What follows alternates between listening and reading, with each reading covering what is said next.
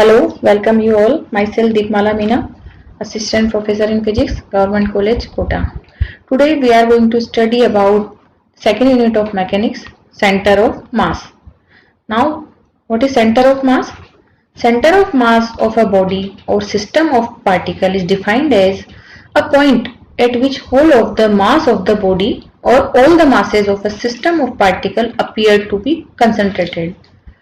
When we are studying the dynamics of the motion of the system of a particle as a whole, then we need not bother about the dynamics of individual particles of the system, but only focus on the dynamic of a unique point corresponding to that system. Motion of this unique point is identical to the motion of a single particle whose mass is equal to the sum of all individual particles of the system and the resultant of all the forces exerted on all the particles of the system by surrounding bodies. Action of a field of force is exerted directly to that particle. This point is called the center of mass of the system of particles. The concept of center of mass is useful in analyzing the complicated motion of the system of objects, particularly when two or more objects collide or an object explodes into fragments. Now, what is system of particles? The term system of particles means a well-defined collection of a large number of particles which may or may not interact with each other or connected to each other. They may be an actual particle of rigid bodies in translational motion. The particle which interacts with each other, they apply force on each other. The force of interaction Fij and Fji between a pair of ith and jth particle. These forces of mutual interaction between the particle of the system are called the internal force of the system. These internal forces always exist as in pair of equal magnitude and opposite direction. Other than internal forces, external forces may also act on all or some of the particles. Here, the term external force means a force which is acting on any one of particle, which is included in the system by some other body outside the system. Now, what is rigid body?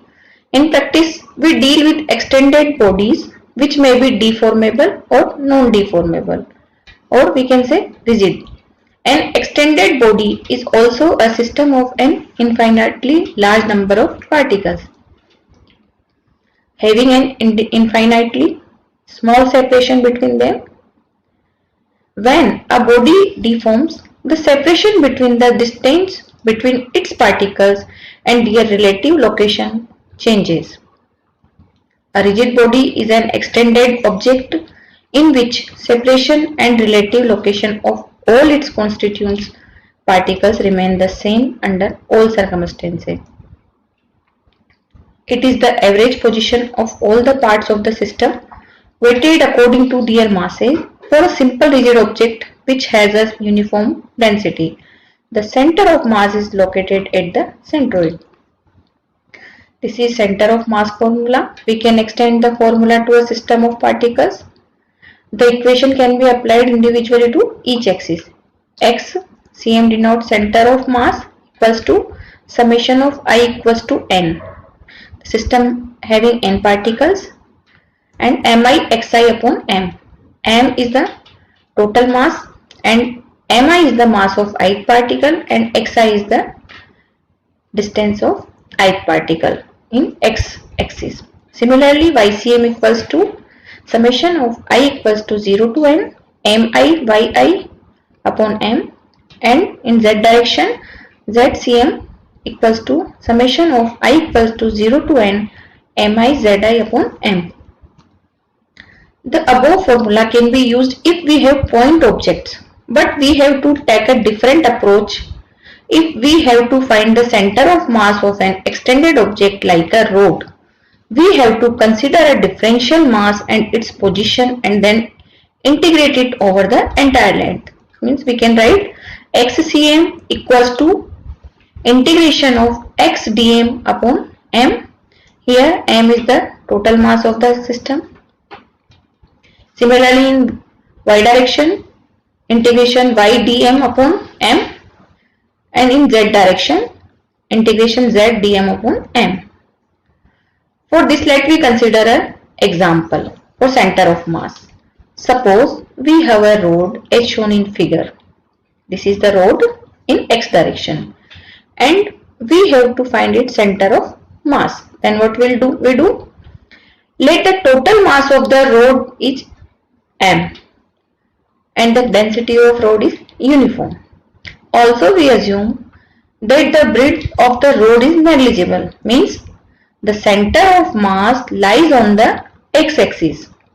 We consider a small distance dx from the origin. So we can write dm equals to capital M upon L dx. Here m is the mass of road and L is the length and dx is the distance from origin. Using above equation for finding center of mass, we integrate it like this. xcm equals to, because we have road in x direction, equals to, we will put the value of this in the previous slide formula. Here m upon L dx dot x upon m, integrating it from 0 to L, because we have length of road is 0 to L. We get xcm equals to L by 2. Means using the above method, we can find the center of mass for any geometrical shape. We can try out for a semicircular ring or a triangle. So if a force is applied to that extended object, it can be assumed to act through the center of mass and hence it can be converted to a point mass. Thank you.